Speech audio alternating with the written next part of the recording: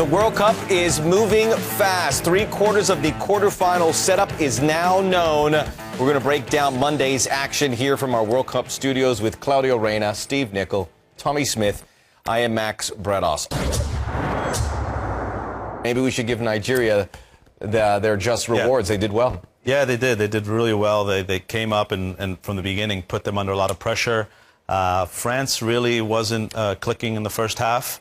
I think the lineup that he chose really didn't work out in his favor. I think Giroud, he thought, would be able to get in and cause the center back some trouble. But, you know, at the end, the quality came through. They were the better team. They had the better quality. And I think it's a just result that France did get through. But credit to Nigeria. They played well. Olivier Giroud, I mean, people have been talking about him after the match. If you're Don't ask Steve. What do you think? Do you keep him in the 11? No, I think clearly when he came off after, 61 minutes, things changed for the better for France.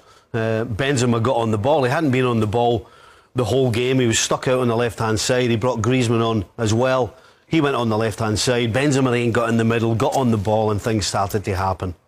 What do you see about this French team? Obviously, after their first two games, we said this could be a team that could win it. What do we say about them? Yeah, but I got to bring a little controversy in here, guys. There was a penalty kick in the first half that wasn't given to Nigeria. I mean, Evra hugged Odemwingie closer than he hugs his wife if he has one. I mean, he had his arms like that. I mean, he had the fingers clenched and he wouldn't let him move. It had to be a penalty kick. I'm not disagreeing he didn't hold him. He did hold him. At the same time, if we're going to say that, happy then there was plenty of that going on the other way around as well with the Nigerians and the set pieces. It wasn't that bad. This was so obvious. It was ridiculous. All right. So controversy behind us, Tommy. Okay. How far can this French team go? No further. This is it? End of the road? Germany takes care of them. I give away the result for the other game. I'm not quite sure, Tommy, and I'm not saying who's going to win. You know long enough to say you play football for 90 minutes, and when you look up, the Germans have won, and that's what's going to happen. Listen, the French have the right here, and they have the depth to bring out Giroud, and they play well. But what do you think about this team from top to bottom? Not many teams can have a forward struggling and bring in a nice replacement as they did. Yeah, I mean, the French from back to front are absolutely rock solid. They've got world-class players. They've got a world-class goalie, world-class centre-back in Varane. They're so strong in the middle of the park, and up front, they can take off Giroud, stick Benzema through the middle, and bring people like Griezmann on. Now, when you've got ability like that, you can either outplay teams or you can outfight them. And France are capable of doing both. Yeah, balance is the key here. Yeah, they have a lot of quality. I mean, there's not many weaknesses you would see in the French team. They have players that can bring off the bench that could change and make a difference. I could see them going far in this tournament. Why not? They're capable of beating anyone, and I think they've put the past behind them. The last few international tournaments haven't gone well. They're here, they're this far, and they're going to want to make a statement. So I think anyone who plays France from here on in is going to be a bit worried about what they can bring. Heading into this World Cup, Tommy, everyone was saying who would be the revelation, who would be the breakthrough player. I think predominantly we heard Paul Pogba, young, talented. How has he performed, and is this his stage where he can excel? Yeah, he's excelling all right, but I wouldn't think that he's the best young player in the World Cup. There's a lad playing with a certain South American team. Looks to me like he's going to be the player of the World Cup, but Pogba's doing very well. I mean, he controlled the middle of the field today when they needed it, and then he pops up and he puts the ball in the back of the net when they needed it, and that's all I don't know, he couldn't play with Manchester United. He wasn't good enough. What do you think? What do you guys make of it? He's not far behind James Rodriguez. Yeah. You know, Rodriguez in the final third is absolutely unquestionably fantastic. Yeah. But Pogba does a little bit of everything. He can defend at set pieces, he can fight and battle with anybody you like in the middle of the park, he can pass the ball, he can score goals. He's shown that today. So with Pogba, you get a little bit of a lot of things. And getting that goal under his belt is going to certainly serve him well. Yeah, I mean, I think he's a big talent. I mean, he's still young, and he's a great two-way player. He could defend, he can go forward. He really has everything. I mean, the only thing he lacked is a little bit of experience, but he looks very calm in there in the World Cup. I mean, stays composed there, finishes. He's a very good player, and I don't think Deschamps going to take him out of the lineup anytime soon. Does not look out of his depth as well. Now, the French team, you said this is the end of the road? for them? I think Germany will beat them. I just, Okay, but have you been impressed about the fact they got here after what they did 4 years ago? They've played very well. They played very well. But for some reason, a team they can't play with a good striker that has to be taken off, and they can't find a way to play with Giroud. There's some little thing missing there. I mean, it took them a long time to break down Nigeria today. Nigeria played very well, but it took the French a long, long time. And I know it looked like somebody pressed a button on Benzema and he started to play, and that was it. But there's always that one game in the World Cup where it doesn't go well and you get the result. This could have been that game for France. So, they got away with it, not playing great, but I think they're happy that they're through. That's the most important thing. The Germans might have had that game themselves, and we will show you exactly what happened in Porto Alegre as the second Europe versus Africa tilt from Monday took place. Germany, Algeria.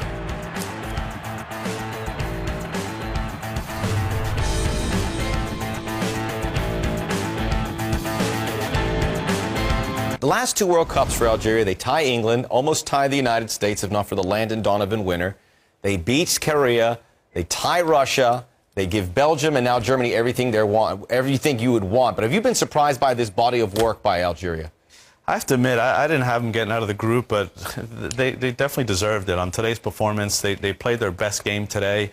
They were quick, they were fast, all over as well. The whole game, the way they closed down and forced Germany into so many mistakes in the first half. It was the first time you saw Germany just giving the ball away in this tournament, and it was credit to Algeria. They were really on top of them, closing them down, and you would think really for that first half, you would say they were the better team, and again, credit to them. It was a little short at the end. The quality Germany had came through, but they had a very good performance today. They made Germany look pretty ordinary at times here, Steve. Yeah, they did, particularly the first half. When they got at the two German fullbacks, that first 20 minutes, they really caused all sorts of problems. And in fact, every time they went forward, with the pace they had against that lumbering back four, you thought something was going to happen. They just couldn't produce it until, of course, 120th minute, which was just too late. Germany will play France next. You already touched on earlier, you think the Germans will get through, but how are you seeing this German? We criticize the French for not looking as sharp as they have. Certainly the Germans haven't either. No, they haven't. I mean, there's certainly that back four looks very, very, I don't know what it is. It's slow and lumbering. Lumbering was the word, yeah. Yep. And, but yet, no, they don't seem to give up scores. I mean, Neuer today looked like he was playing like a sweeper. I mean, he was outside of the box more often nearly than he was inside of the box. He won't, if he does that against France, France will definitely beat them. There's no question. But I just have a feeling that they're not going to be good enough for them. What do you think? I'm going to have to go with France. I mean, after watching that back four, Neuer, Tommy, you nailed it, was the difference. He must have come out his box 8 or 9 times during the game, but he had to, because if he didn't, then Algeria were through. His positioning, every time there was a shot at goal, he was always in the perfect position as well. So he's a huge part of it. And if they play that back four against Benzema and Valbuena, they're going to be in trouble. Don't you think so? That Philip Lamb's got to go back either right back or left. Yeah, we're either. They've got to get rid of both fullbacks. Yeah. Both fullbacks. That's centre backs. And it wasn't until Sami Khedira came on and Lamb went to right back that they actually started getting forward with a purpose from that fullback position. Yeah, he's lost in midfield, sorry, isn't he? I mean, well, he does good for them there, but I think the added value he does bombing up and down the right side is something that they don't have. Now they have center backs playing outside, and I think it's easier for the other team to just stop 6 players versus a couple more that are attacking. So I'm surprised. I don't think he's going to change. I think still Germany has another level than today, and I think they're going to have enough to get through against France. It's fun to pull for the underdogs here. I was certainly here for Algeria to get through. But at the end of the day, you've got to be thrilled that you have a quarterfinal matchup like this. 2 teams that play at times beautiful football. Who do you have? We know his pick. Who do you have? I got Germany. I think Germany's going to do it. I think they have enough. I'm not so sure France in the back have been tested yet, and Germany has a lot of quality in there to get in behind, and I think Germany has enough to get through. Something very thrilling for all of us to look forward to, and you can mark your calendar. 4th of July, that will be France and Germany. That's the first fireworks of the 4 quarterfinals.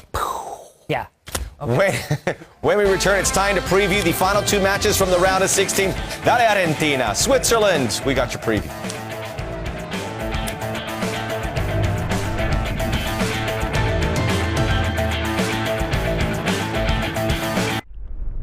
Six games into the knockout rounds, and the 6 group winners have advanced, which bodes well for Argentina and Belgium on Tuesday. We're going to preview those games first. starting with Argentina and Switzerland. That game will be in Sao Paulo. Argentina won their group. Claudio, you are of Argentinian stock. I know you'll be supporting your homeland there, your second homeland, obviously, the United States. But how do you see that matchup? Yeah, it's an interesting one. I think Argentina hasn't really clicked and been the team we think that they have on paper with all these names that they have in this firepower up front. So is this the game? Is this the game where they explode and score 3 or 4 goals? And that's what I think everyone's waiting from the neutral. Switzerland, though, I think is very well organized, well balanced, and will be a tough game for Argentina.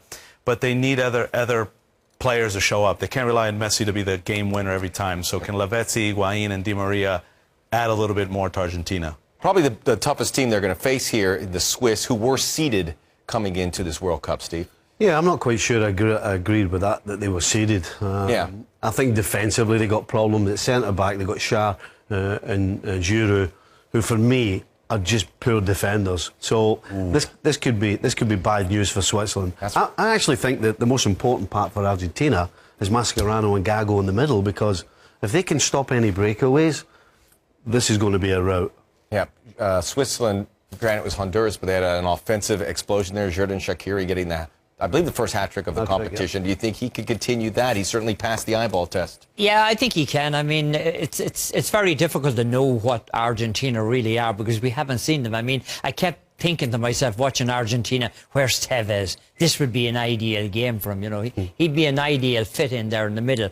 But I don't know. I think that Argentina will have enough to take care of the Swiss. I really do. Where's Tevez? Where's Kun Agüero? Obviously, he got injured. He came out of that last game against Nigeria. Would you like to see an Argentina team playing with Lavezzi instead? I think so. I think it could be the forced change that could help the team. They need natural width on the right side. He's more of a natural winger. Higuain could be by himself up front. I think Agüero still, if you have Agüero available, you're going to want him because he could score goals and he will play. So it'll be interesting to see what he does, but it really hasn't clicked, and it's been a little bit of a shame because they're amazing players, the attacking 4 or 5 players Argentina have, but it hasn't really happened. So we'll see tomorrow. I think it's going to be interesting to see if they're able to create more chances than they've had so far. What about Lionel Messi? He's obviously carried this team offensively with regards to goals and set pieces. Can Argentina find success if he keeps doing that? Does he need to do even more to make sure Argentina progresses? No, I think he's done enough. I mean, every game, he's won it for them. He's won every game for them, practically. So, I mean, I don't think you can ask the lad for any more. I mean, this is certainly his World Cup if it keeps going this way. If he can lead them to the World Cup final, hey, we'll never hear that question again. Why did Messi do it on the international stage? How scary is that? If people like Di Maria and Lavezzi and Agüero, if they start coming into their own, then how good are Argentina going to be? Another team that people want to see come into their own, that won a group but have underperformed, certainly in the eyes of people who watch the sport week in, week out, is Belgium. They are the final matchup. They'll be taking on the United States in Salvador. They're a young team, Claudio. I think the other young team people wanted to see how they perform was Colombia. They've gone through the quarterfinals. What do you think from the Belgians? Yeah, I think they've done well. Obviously, when you win 3 games, you can't have too many complaints. But, you know, they really haven't, created that many chances. Again, on paper, similar to Argentina, you expect more. But this is a young tournament team, so they don't have much experience. And I think it bodes well for the U.S. They have all the pressure. Everyone's expecting them to beat us. So I think this really sets up nicely for us. We have to be careful. We have to make sure at the right times when we sit back, we defend well. But at the same time, we have to exploit them because they have some holes in midfield and in the defense that we could exploit and create some chances. Worth mentioning to our international audience, former U.S. captain, leads red, white, and blue. So he's certainly got his U.S. hat for that one. What about where can the United States exploit this Belgium team? Well, they've been a little sloppy, I think, at the back, Belgium. Horrible penalty that Vertonghen gave away early on in the competition. So if they can but he's got that great hair. Yeah. So. Not as good as Fellaini's, though. Listen, if the US can get themselves in that final third on more occasions than they have been doing in the last couple of games, then it's possible that some more sloppy play defensively from Belgium, they can take advantage of it. But they have to get position. But I can tell you the one thing the US can't do is they can't do like they did against Ghana. Every time the back 4 got the ball, they dumped it out into midfield. And that's why, Bradley hasn't been having a good tournament by opinion because he's had to go back and help out that back 4 so often. If they give Belgium the ball in midfield, Belgium will eventually overrun them. They will. Real quick, who advances tomorrow? Who's the matchup in the quarterfinals? 2 teams. I think Argentina, and I'm going to go with the U.S. winning on penalty kicks. Attaboy. Argentina, it's tough to see Belgium not getting through. Ooh. I think maybe the US might pull a big stroke tomorrow and get through, maybe on penalty kicks and Argentina. Okay, so Argentina across the board. We got a mixed bag in the game in Salvador. Make sure you tune in to ESPN FC from our beautiful World Cup studios. We'll be here for the duration of the competition.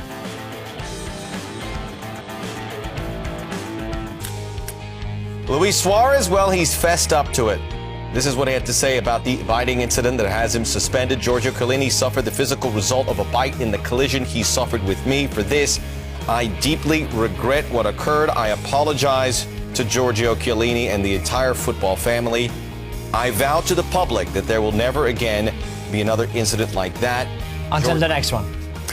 Well, that's you got it. Can you take that at face value? No, I don't. Giorgio Chiellini says the suspension should be reduced. Yeah, he was just being nice. Really? He doesn't have. There's no incentive to be nice. There's no incentive. Unless he doesn't want to get bit again. Who actually said that was an apology? That's not an apology. That certainly, there's nothing in that was an apology. I apologize to Giorgio Chiellini. He received the bite in the collision. He bit like a child. Now I vow to the public that there will never be another incident like that. Not taking the blame. That is no apology. No? Not at all. I thought you'd stick up for your Liverpool brethren there. No? Listen, if he does something wrong, whether he plays Liverpool or not, if you do something wrong... I'd have more respect for him if he came out and said, look, I bit the guy, he didn't taste very good, so I apologise for doing it, because I'm not a bit sorry.